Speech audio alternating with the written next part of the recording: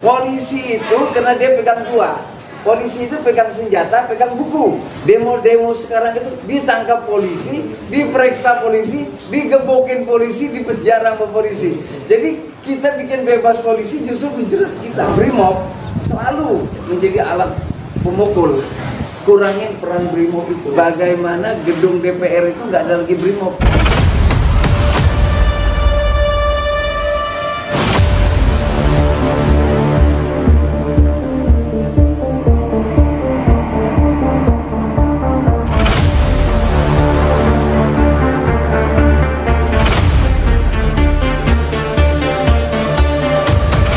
Assalamualaikum warahmatullahi wabarakatuh.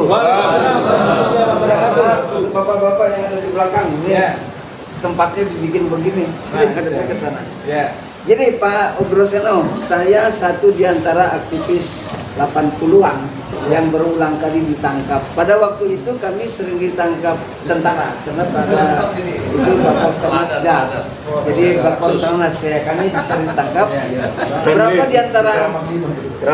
di antara kami itu ada preman ketangkap sama tentara mati. Setelah itu dibawa ke polisi nggak mau nerima. Kata polisi, waduh, udah parah Pak, nggak berani. Jadi kami adalah orang yang ikut terjadinya transisi reformasi itu. Jadi kami pada waktu itu ikut di dalam bagaimana polisi bubar bebas dari tentara. Kami melakukan kajian-kajian itu dan melakukan aksi-aksi bebaskan polisi dari TNI. Nah, itu. Tapi sayangnya sekarang polisi itu karena dia pegang dua. Polisi itu pegang senjata, pegang buku. Bukunya namanya KUHAP. Jadi kalau sekarang ada 16 orang yang demo-demo kemarin belum dibebaskan, ya karena polisi. Padahal kalau di tentara, kami ditangkap tentara itu paling 2 hari bebas. Nggak ada proses hukum. Jadi tentara hanya nangkap, terus nanti diserahkan ke polisi. Atau ditangkap aja, macam saya sampai 1 tahun di Kramat 5. Sama Tony Ardi dan sama kawan-kawan, tapi tetap pemeriksaan di polisi, di Polda, tapi terus di Bon sama Kramat 5. Jadi begitu terus tuh. Nah pada waktu itu terus ada geger karena ada preman ditaruh di Kramat 5 mati. Artinya karena itu bukan hak tentara, penangkapan itu kan harus haknya polisi. Nah sekarang itu demo-demo sekarang itu ditangkap polisi, diperiksa polisi, digebokin polisi, dipenjara sama polisi. Jadi kita bikin bebas polisi justru menjerat kita. Jadi kalau dulu kita demo, di antara kita yang demo itu pasti ada intel tentara. Sekarang adanya intel polisi. Jadi kita ngadep ke sana, tiba-tiba ada yang lempar, terus dari sana serbu kemari, kita di belakang didorong, tangkap kita. Nah itulah permainannya intel. Jadi kalau sekiranya sekarang itu kita nggak lihat ya, banyak orang ditangkap, ditembaki, terutama masalah tanah, pembebasan tanah, karena tanah itu di belakangnya adalah konglomerat oligarki. Nah itu tentara, polisi, terutama Brimob selalu menjadi alat pemukul.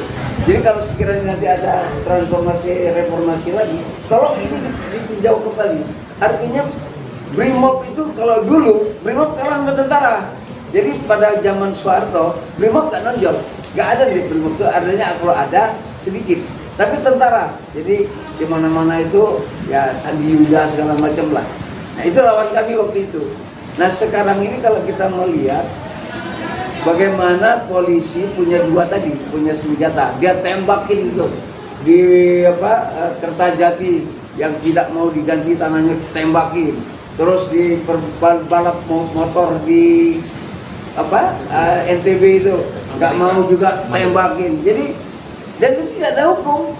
Nah termasuk mahasiswa yang mati nggak ada hukum. Seperti kemarin waktu peristiwa 9 waktu Bawaslu itu berapa orang mati. Jadi kita mau mencoba kalau ini benar negara hukum, karena sekarang polisi dikedepankan, kurangin peran Brimob itu. Jadi transformasi. Jadi kalau sekiranya mau kita lihat ya keberhasilan demokrasi ini, bagaimana sebenarnya ruang sipil itu ya polisi sipil, aktivis sipil itu lebih banyak berbincang. Jadi kalau kita mau melihat keberhasilannya demokrasi ini, bagaimana gedung DPR itu nggak ada lagi Brimob, nggak ada. Jadi gedung itu kan gedung rakyat, rakyat datang beramai-ramai atau sendiri-sendiri datang ke gedung rakyat melaporkan permasalahannya, dilayani oleh komisi, selesai. Nggak perlu ada demo, nggak perlu lempar-lempar gitu. Asal masyarakatnya juga tertib.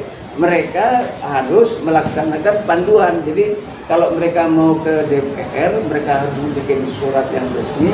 Dan di DPR-nya ke komisi berapa, dilayani dengan berapa orang. Sehingga nggak perlu lagi. Jadi wujud daripada keberhasilan pemerintahan yang Prabowo ini nanti adalah bagaimana rakyat bebas ke DPR itu. Menyampaikan hasratnya, menyampaikan gugatannya, menyampaikan permasalahannya. Nggak perlu lagi lempar-lempar gitu. Jadi ini yang mau kita lihat ya, artinya bagaimana tadi konsepnya Pak Egy tadi ya. Kalau Pak Egy tadi konsepnya OST Jul Badil itu melihat permasalahan di masa depan, artinya ini bisa ditawarkan bagaimana perubahan kehidupan permasyarakat kita. Jadi dari dulu zamannya Pak Harto berubah menjadi zamannya reformasi, sekarang berubah menjadi zamannya Jubedil ini. Masyarakat itu ditawarkan suatu konsep kemasyarakatan. Artinya aparatnya benar, masyarakatnya juga benar, perwakilan rakyatnya benar, nggak perlu lagi. Jadi kalau sekiranya masyarakat itu masuk ke DPR dengan tertulis apa tentang semuanya terdaftar, nggak ada lagi itu. Anarkis itu nggak ada lagi. Jadi permasalahannya diwujudkan dengan cara yang lebih baik. Jadi saya melihat bahwa kehidupan kita masa depan itu akan lebih baik kalau buku ini menjadi panduan. Jadi kalau dulu kita zaman Soeharto ada namanya GBHN apa segala macam, ke depan pakai buku ini bagus karena di sini langsung objektif, ya kan, sistematis, toleran. Jadi ada bimbingan kehidupan masyarakat ke depannya. Jadi polisi melakukan termowasi ini harusnya banyak menerima masukan dari bukunya Egy ini ya. Artinya bagaimana tatanan masyarakat ke depan. Itu aja saya sampaikan. Terima kasih banyak. Assalamualaikum warahmatullahi wabarakatuh. Ya, demikian.